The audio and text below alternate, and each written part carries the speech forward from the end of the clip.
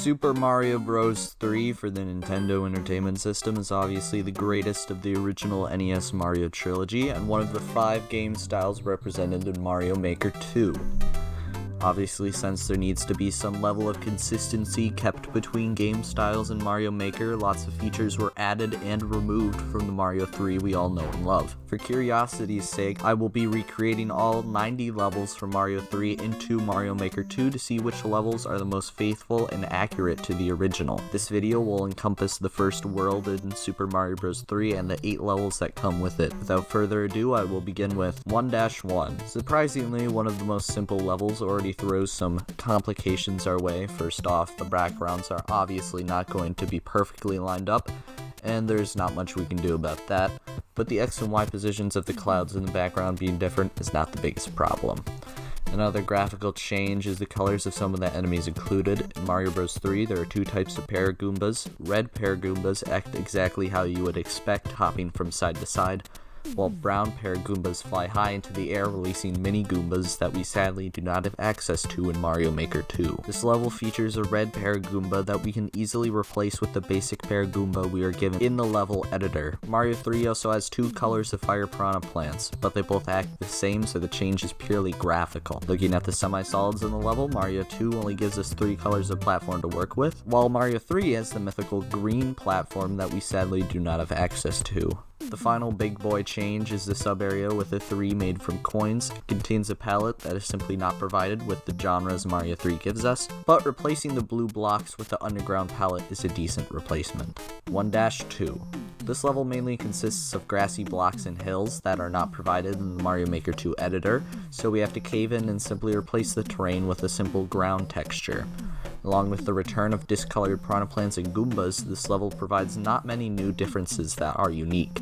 There's a similar sub-area that features the same color palette as before, but 1-2 does feature a problem that I am uncertain will ever appear again. You cannot have 2 and 3 block wide pipes in Mario Maker 2, which is a travesty I will sadly never forget for the rest of my life. 1-3. Sadly, Mario Maker 2 only features the Hammer Bro in its editor, so the entirety of the Noble Bro lineage is not represented. So we must replace the 2 Boomerang brothers in this level with obviously more annoying Hammer brothers. Mario 3 also has these strange blocks that bump to the side if you touch them, and they usually give you a power-up. Those don't exist in Mario Maker 2, so they will just be replaced with a simple question block. In this level, there is a hidden super note block that bumps you up to the sky. We can just replace that with a hidden question mark block with a vine that leads up to a pipe that takes the player to the sky sub-area. And this cloud sub-area features a cloud sprite that is slightly different, but one of the most important parts of this level is the secret where Mario can crouch over the white semi-solid platform and eventually go behind the scenes in order to get a warp whistle. Since Mario Maker 2 can provide no benefit to going behind the scenes, this feature must be removed entirely. And there would be no advantage to having a warp whistle in a Mario Maker game, and Nintendo will probably never add one. 1-4 is an auto-scroller, which is a feature that can now easily be added in Mario Maker 2. No clue why Nintendo felt like players enjoy auto-scroller levels, but in this specific case, it is appreciated. In this level, it is apparent that the lifts are slightly thinner and it is much harder to chart the specific courses of these lifts, so the lifts will just venture around the approximate area they are supposed to be in. There's also this small grass semi-solid that is not provided to us because the Mario 3 semi-solids provided in the level editor are very boring, and there's only one size of hard block, sadly. In 1-4, a player enters a pipe at the end and pops out at the end. But since Mario Maker 2 requires the player to be in Subworld 1 to finish the stage, we need to include a little interlude section after you go into the pipe to get the player back to the first subworld. 1-Fortress. This level features lava, but only in specific pits, while in Mario Maker 2, lava is always present at the bottom of the screen. Shortly into the level, Mario comes across some weird disco ball things. These can be replaced with a circular chain with a spike ball attached to it, with the only caveat being that it doesn't look the greatest and the spike balls are actually quite slow. The fortress also features a secret room with a warp whistle that is obviously not applicable in this build. About halfway through the level, Mario enters a room containing a spike ceiling that is constantly ascending and descending. In order to make this look a bit presentable, I just made the ceiling static with some hard blocks and spike blocks, encouraging the player not to jump too high. For the fight with Boom Boom, the Mad Lad himself, we obviously cannot end the fight after he dies, so we need him to give the player keys so they can hit the axe at the end of the level. 1-5. This level seamlessly transitions between above ground and underground. However, that is not easily available in Mario Maker 2, so I decided the best option was just to have the entire level take place underground in order to make the level play consistently. The underground cave features some pools of water which can be replaced by simply freezing them over. There's also another appearance of the Super Note block which we will need to be replaced by yet another hidden block and vine combo. Since there's only one pipe transition in this level, I needed to add yet another in-between section in order to make sure the player could actually finish the level. One problem that persisted throughout the entire construction of this stage was the finicky nature of Mario 2's slopes. They make it so some ledges jut out in awkward places, and overall this level was in general very difficult to recreate in the Mario Maker 2 editor. 1-6. Even though Mario Maker 2 does not give us the correct platforms necessary to recreate the ones shown in the level, you can simply hide the top of the mushroom by covering it up with wooden blocks. This level also introduces the wooden platforms that ride on an easily visible chain. While we have chains in Mario Maker 2, they cannot replicate the exact precision as the ones shown in the original. In this level, there are some platforms that are held up by some blue chains, and this background detail can be recreated by the bland gray chains we are provided with.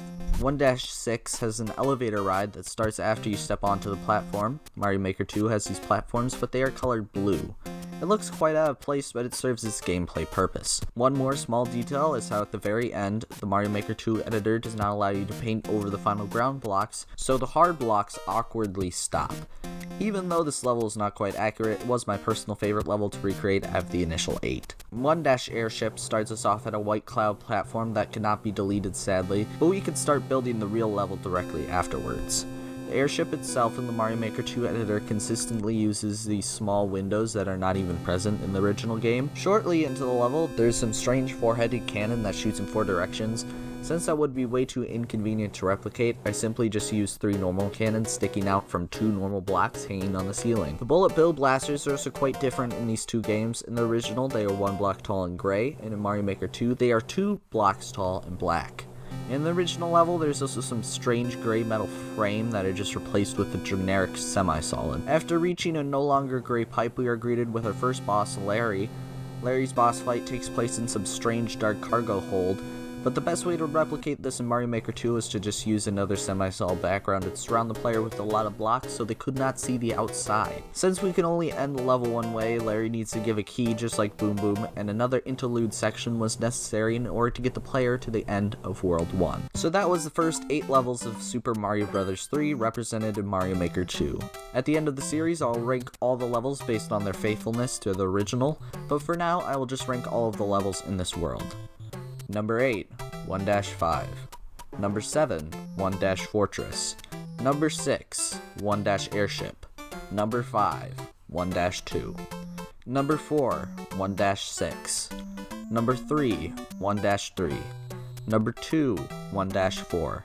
And number 1, 1-1. So that's all of the levels in World 1 ranked from least to most faithful in Mario Maker 2.